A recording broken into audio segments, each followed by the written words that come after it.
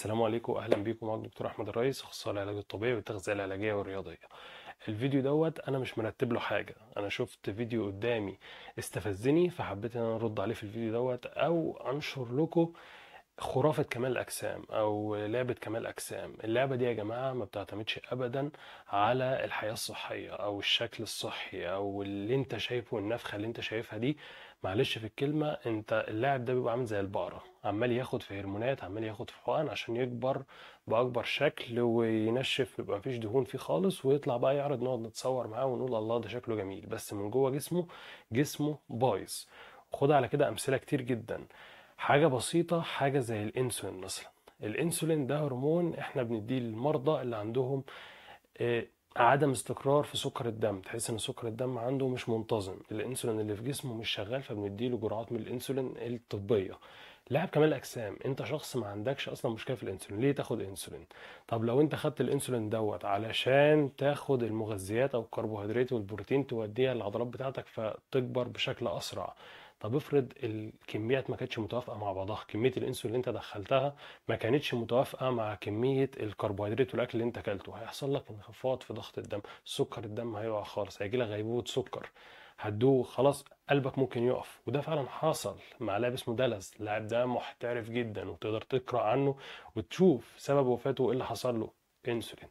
سيبك من الانسولين، مضرات البول. مضرات البول احنا بنديها لشخص عنده ارتفاع في ضغط الدم، فعايزين نقلل الارتفاع عن طريق ان احنا نقلل له السوائل اللي موجوده في الدم، فبياخد مضرات دايريتكس بكميات قليله جدا بحيث ان يخلي خلاص ضغط الدم منتظم في الوضع الطبيعي. انت كلاعب كمال اجسام بتاخد مضرات البول قبل البطوله عشان تنزل السوائل فيقل وزنك، او ان انت تنشف ما يبقاش فيه اي ميه حتى ما بين الجلد والعضلات عشان يبان الشكل الثري بتاع العضلات. طب ما هو السوائل اللي بتقع دي بيقع معاها فيتامينز وبيقع معاها مينرالز اللي هي المعادن، صوديوم، بوتاسيوم. عضلة القلب دي مع عضلة زي أي عضلة، من غير صوديوم ال NH channel خلاص العضلة مش هتعمل انقباضة، هتقف. وفعلا ده حصل. عندك محمد بن عزيزة توفى من زمان، وعندك جورج من سنتين، ده واحد مستر أولمبي، يعني بيلعب في مستر أولمبي ديت أكبر بطولة لكمال أجسام. يعني واحد معاه فلوس، واحد معاه دكاترة، واحد معاه مدربين، واحد يعني انت على اعلى مستوى. معلش انت هنا في مصر بتروح بطولة الجمهورية او بتروح بطولات محلية، ليه تعرض نفسك لحاجة زي كده؟ سيبك من مضادات البول، الكلى. انت عارف يعني ايه انت عندك فشل كلوي من حاجة زي كده او من لعبة زي كده؟ انت عارف ان في ناس بتتولد بفشل كلوي بتروح كل يوم او 3 ايام في الاسبوع في مستشفيات الكلى والمسالك البولية، بيتعلق لها خرطومين هنا كده بيسحب دمهم كله بينضفوا، لان الكلى بيبقى عندها فشل، فهو لازم ينضف دمه، لان لو ساب دمه مش نظيف هيجيله تسمم وهيموت. فلازم يروح يوم بعد يوم 3 ايام في الاسبوع بيعمل العملية دي. العملية دي مش سهلة، الناس دي بتتعذب، الناس دي بتتألم. أمنية حياتها إن يرجع الكلى بتاعتها كويسة، أو إن هي تعمل عملية زرع كلى لو كانت معاها قدرة مادية، أو حد أصلا وافق إن هم يتبرعوا له أو ياخد منه كليته. فالموضوع صعب. الموضوع إن أنت يبقى عندك كلى سليمة أو كبد سليم وتروح تدمر نفسك بهرمونات عشان تخلي شكلك كبير وشكلك كويس، شكل لا أكتر. وأخيرا اللاعب اللي توفى من يومين تقريبا، جوستاتكس. الراجل ده موديل وشكله جامد وعضلاته مش عارف بترعش وأساتك، شكل على الفاضي. الراجل مات بضغط الدم زيادة، حصل نزيف في المخ، توفى.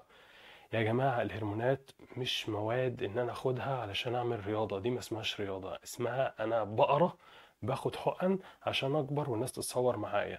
انا عارف انا بقول ايه، وعارف ان كلام ممكن يزعلك او ممكن يزعل ناس كتير قوي بتعمل كده، بس للأسف دي مش رياضة. وقت ما عملت الحاجات دي انت مش شخص رياضي، انت لا تمثل الرياضة بأي شيء. واللي انت بتديله حاجة زي كده ذنبه في رقبتك، لأنه هيتوفى أو ممكن يضر غيره. فليه تشيل نفسك كل الهم ده؟ خليك صحي، اتمرن بذكاء، اتمرن بدايت صحي، خد كربوهيدرات وبروتين، واتمرن ابني عضلات بسيطة، خلي شكلك طبيعي. بلاش يا جماعة ال ال كل اللي احنا دخلنا فيه ده، بلاش كل البلاوي اللي احنا دخلنا فيها والهرمونات الجديدة اللي بتتجاب ومواد جديدة الحوار كبر قوي، الحوار وسع والناس بتموت. انت عايز كام واحد يموت يعني عشان تبطل؟